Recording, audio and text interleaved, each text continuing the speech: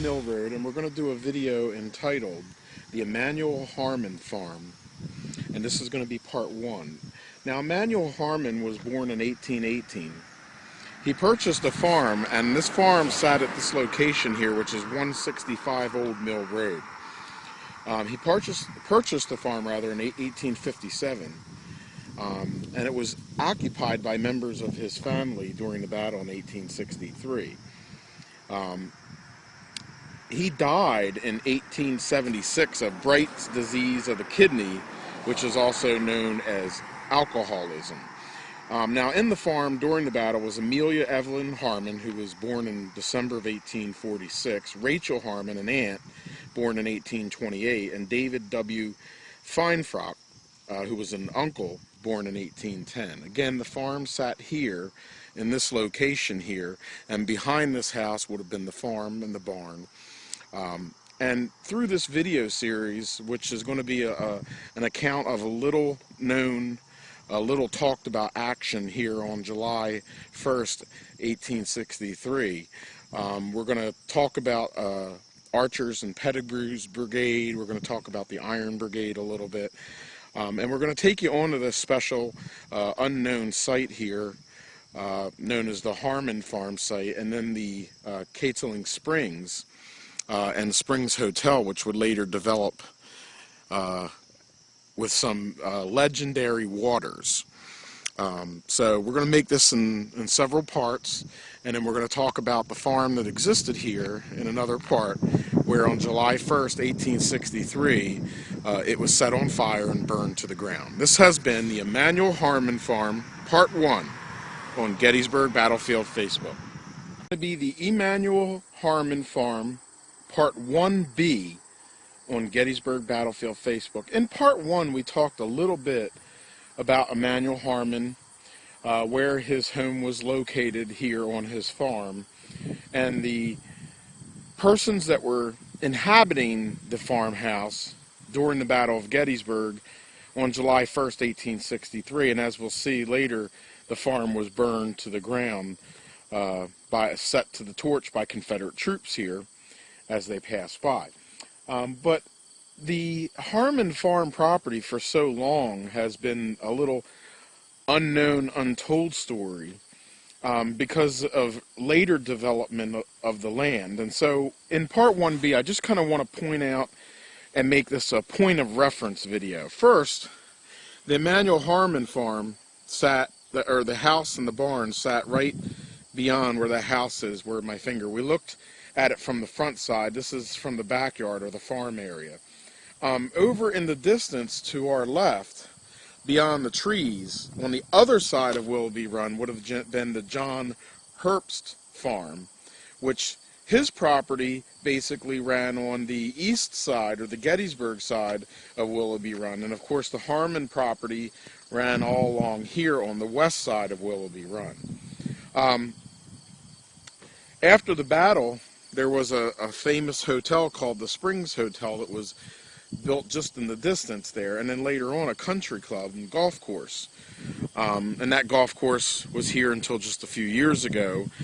Finally, the land was retained again by the National Park Service. But before it was, the golf course and country club sprang up a road called Country Club Road, which is bounded to our west.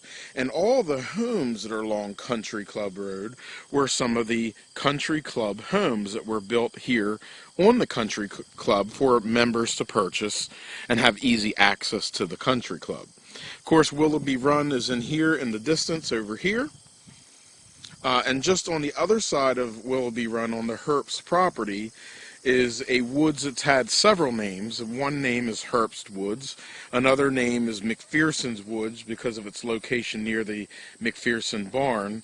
And then in more recent times, Reynolds Woods, because it was the spot in the area where Commanding General John Fulton Reynolds was killed around 10:15 to 10:40 a.m. on July 1st, 1863. And you can go back and watch my video series, Forward, for God's Sake Forward, John F. Reynolds at Gettysburg, for more information on John Reynolds. But From a 360-degree panorama, this would have been the back side of the house and the barn of Emmanuel Harmon. In the distance over here would have been John Herbst just across Willoughby Run. Willoughby Run running along the woods line here. And then, of course, here to our north would be the Chambersburg Pike, the current site of the country club. And then, of course, the westbound side would be the country club homes and country club lane. This has been part 1B of the Emmanuel Harmon Farm series of videos on Gettysburg Battlefield Facebook. Okay, this is going to be the Emmanuel Harmon Farm part 2, Archer's Advance.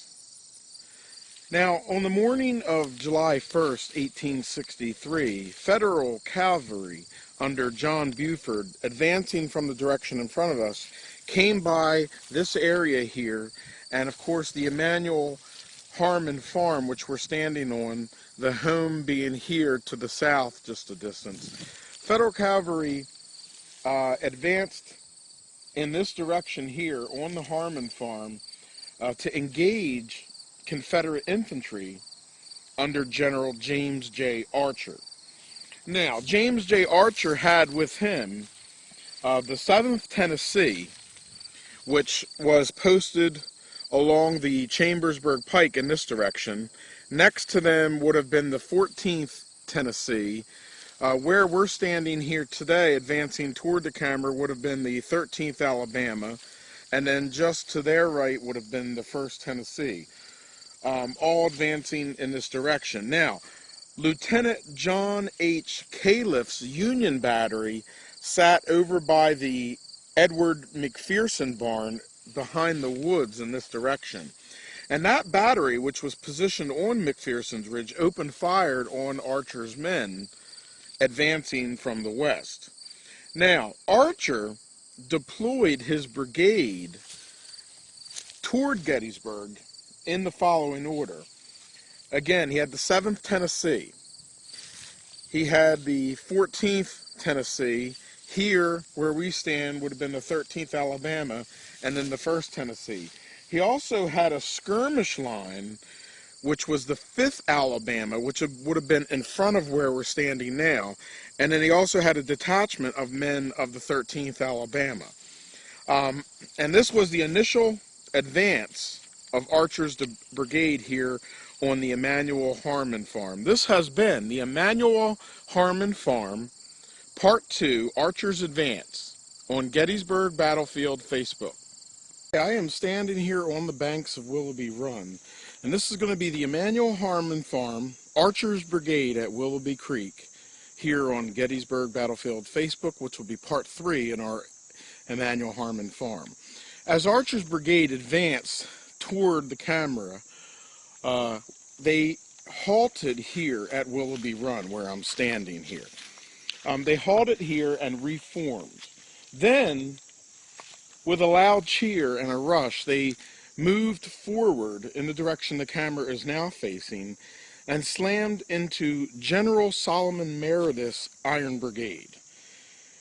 Now, not long after this assault here, the 19th Indiana and the 24th Michigan pushed Archer's brigade back across Willoughby Run to the ground that they originally came from. But they pushed them back on the Confederate right flank in this direction, which was currently being held by the 1st Tennessee. Now, Meredith's brigade, coming from this direction, headed across Willoughby Run here to the west, was in the position left to right, the 24th Michigan. Next to the 24th Michigan was the 19th Indiana, then the 7th Wisconsin, and then the 2nd Wisconsin, and then they had a detachment of Lysander Cutler's brigade, which was the 84th New York and the 95th New York along the Chambersburg Pike.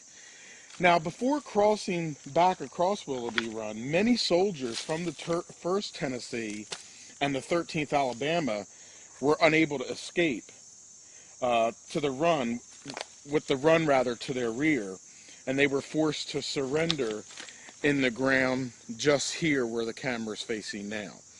This has been the Emmanuel Harmon Farm, and the battle took place on July 1st, 1863, Archer's Brigade at Willoughby Creek, Part 3, on Gettysburg Battlefield Facebook. The base of this tree here on the Emmanuel Harmon Farm, and this is going to be the Emmanuel Harmon Farm Part 4, the capture of James J. Archer. Now it is near this tree here where on the morning of July 1st, 1863, while fighting on the Emmanuel Harmon Farm, that James J. Archer, leading Archer's brigade, was forced back across Willoughby Run as the Iron Brigade slammed into him. And in this area right around here is where he was captured. Now, he was captured by a private from Company G of the 2nd Wisconsin, whose name was Patrick Maloney. Now, of course, Archer was embarrassed and reluctant to surrender here. When he was asked for his sword, his sidearm, and belt, he said that he deserved certain courtesies that were permitted to him that would allow him to retain his arms. However, of course, they were taken from him. At the time here, in 1863, there was a small grove of willow trees here, and this is, an eyewitness to this says that this is the area that he was captured in, near this small grove of willows, which would later, and you'll see in a later video, become the Catoslene Springs, where a spring was found here on the property, and of course a large hotel built to accommodate tourists that would later come here.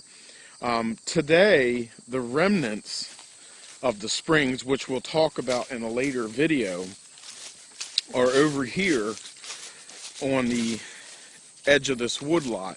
And of course, just behind it in the distance was where the horse railway, which we'll talk about in Part 10, came across by the Lutheran Theological Seminary and then over here into this area. But the remnants of the spring, and there used to be a large spring house that sat here, is right there. And it was just here across from this, at the base of where that tree is, just about where General James J. Archer was captured by Private Patrick Maloney, a private in Company G of the 2nd Wisconsin in the Iron Brigade. This has been the Emmanuel Harmon Farm, Archer's Capture, Part 4 on Gettysburg Battlefield Facebook. Emmanuel Harmon Farm, this is going to be Part 5, the arrival of John M. Brockenball and James Pettigrew's brigade to support the broken brigade of James J. Archer, now under the command of Burkett D. Fry. After the Iron Brigade pushed Archer's brigade back and General Archer himself was captured, from the west came the brigades of John M. Brockenball and James Pettigrew. Now, Brockenball's brigade came from the west in the woods in this area, and James Pettigrew's over here. In a line, they were as follows: the 35th Virginia along the Chambersburg Pike. Next to them would have been the 47th Virginia, and then the 40th Virginia. In the area that we're standing in would have been the 22nd Virginia Battalion. Then Pettigrew's brigade, which was in echelon marching, would have been the famous 26th North Carolina, followed by the 11th North Carolina, the 47th North Carolina, and then along toward the Mill Road would have been the 52nd North Carolina. Now, Archer's brigade, now under the command of Burkett Davenport Fry, as they collapsed, the 24th Michigan captures hundreds of Tennessee troops. The brigade falls back toward the woods to the rear of the support of Brockenball and Pettigrew, which are coming in this direction facing the camera. Now, after retreating, the Tennessee Brigade, formerly of Archer, now under Fry, cleared and went behind John Brockenball's brigade and then began an advance. Deployed from left to right, again, was the 35th Virginia, the 47th Virginia, the 40th Virginia, the 22nd Virginia Battalion, and then also members of the 40th Virginia Company B were here in front of us being used as skirmishers. Pettigrew's brigade, again, it was the 26th North Carolina, and this was in echelon with the group behind them slightly to the right overlapping. The 11th North Carolina, the 47th North Carolina, and then of course on the Old Mill Road, the 52nd North Carolina. Now, Brockaball and Pettigrew's brigades pushed the Iron Brigade back across Willoughby Run, which is in the distance in front of our camera. Fry's brigade reformed and were placed on Pettigrew's right to guard against cavalry. And that cavalry, of course, would have been the 8th Illinois Cavalry, which was along the Fairfield Road. This has been the Emmanuel Harmon Farm, the arrival of John M. Brockenbaugh and James Pettigrew's Brigade, Part 5, on Gettysburg Battlefield Facebook.